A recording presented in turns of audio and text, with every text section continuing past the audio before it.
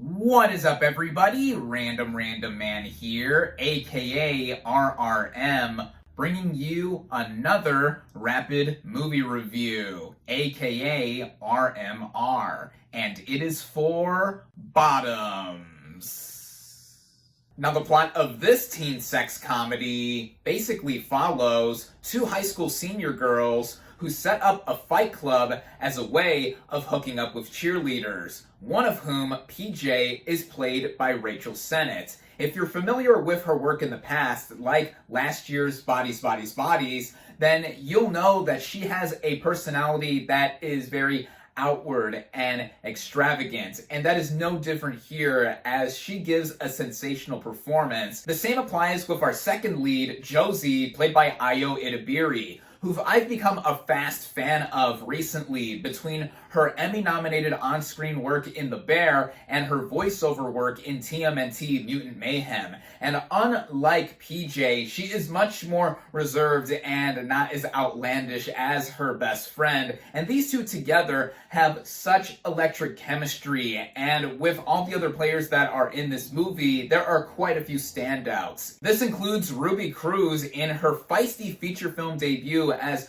one of their friends who helps sets up this fight club. Havana Rose Liu and Kaya Gerber play two cheerleaders our leads are pining for. And then former Seattle Seahawk Beast Mode himself, Marshawn Lynch, plays the group's advisor, and he has quite a comedic knack here. Everyone in this exceptional ensemble really brings their own. Now getting into the writing, which was actually done by Sennett and the film's director, Emma Seligman, both of whom have previously collaborated on Seligman's feature directorial debut, Shiva Baby. This is a completely different movie in terms of its approach. Shiva Baby was tonally tense throughout it, while Bottoms is a lot more light and loose. From the get-go, the way characters act and talk is very over the top and is more reaching than one would assume for reality. And I thought at first, is this how the rest of the movie is going to be? But then after the opening scene, I went with the rest of the movie and quickly realized or thought to myself that this is a super silly satire. Though this movie is clearly set in modern day, there is an aura of timelessness about it for,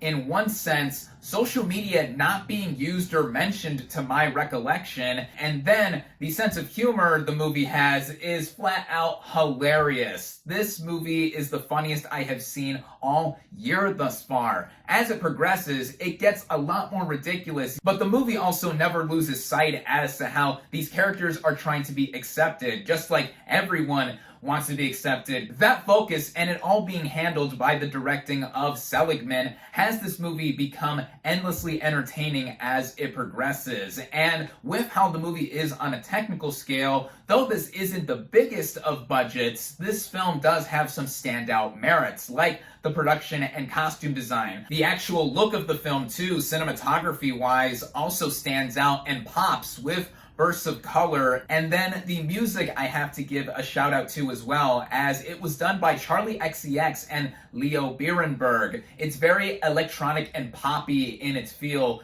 in it also being modern, but also being the kind of music that I also personally like to listen to. It is proficiently paced at just under 90 minutes, which does include the end credits, which you'll want to stay through the first batch of, as it includes bloopers, which not too many comedies nowadays are including after the main feature is over. So I thought that was a nice touch. And really, if you couldn't already tell by now, I loved Bottoms. It is now one of my favorite movies of the year thus far. As of the last couple of weeks, at least here in the US, this has been expanding to more cities nationwide, so if it is playing at a theater near you, I highly recommend heading out and seeing it.